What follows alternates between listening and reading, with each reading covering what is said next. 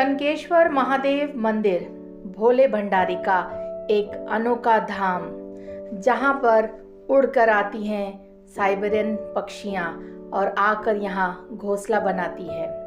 बहुत ही आश्चर्य की बात है, विदेशी पक्षियां छत्तीसगढ़ के इस छोटे से गांव में कहां से आती हैं, कहां जाती हैं और कैसे घोंसला बना सकती हैं। ये ऐसी पक्षियां हैं जो सिर्फ और सिर्फ कड़ाके की ठंड माइनस टेम्परेचर में ही जीवित रह सकती हैं। साइबेरिया देश के इस पक्षी का कनकी में आने का रहस्य आज भी अनसुलझा रहस्य ही है।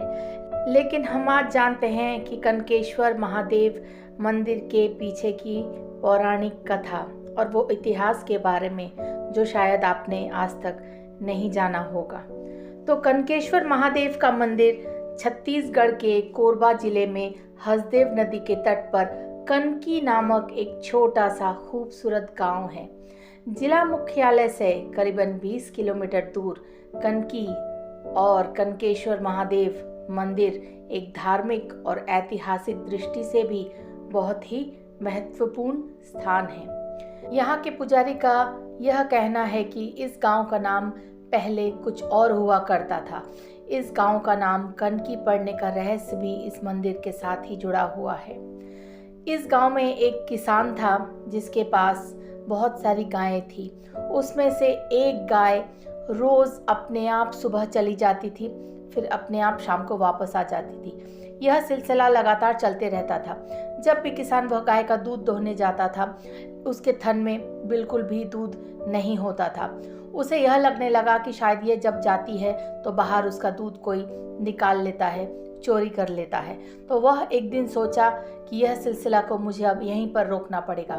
वह अपनी गाय का सुबह सुबह पीछा करता है और जाता है तो देखता है कि गाय एक जगह पर रुकी हुई है और उसके थन से दूध अपने आप ही बहता जा रहा है, एक स्थान पर गिरता जा रहा है।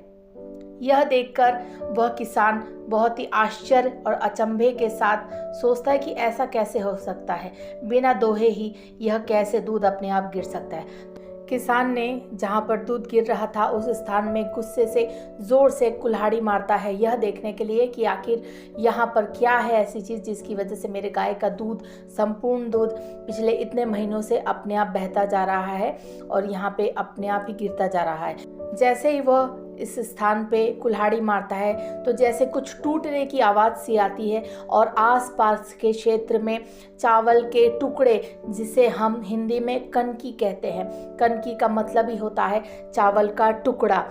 आसपास के क्षेत्र में पूरे कनकी के टुकड़े यानी कि चावल के टुकड़े से पूरा पहाड़, छोटा छोटा सा पहाड़ सा बन जाता है और वहाँ पर से एक शिवलिंग निकलता है। लेकिन किसान के मारने से शिवलिंग ऊपर से पूरा टूटा हुआ निकला। बाद में इसी स्थान पर महादेव का मंदिर निर्माण करवाया गया। उन्होंने बताया कि शिवलिंग के आसपास कनकी के दाने और उसके पहाड़ हो जाने की वजह से इस एरिया का नाम, इस गांव का नाम कनकी रखा गया और उस मंदिर का नाम कनकेश्वर महादेव रखा गया। हर साल श्रावण में एवं महाशिवरात्रि में इस मंदिर में भक्तों की बहुत भीड़ लगती है। उम्मीद करती हूँ कि कनकेश्वर महादेव का कथा आपको ज़रूर अच्छा लगा होगा। अच्छा लगे तो प्लीज़ लाइक, शेयर और सब्सक्राइब ज़रूर करें। बहुत बहुत शुक्रिया आप लोगों का अपना समय देने के लिए।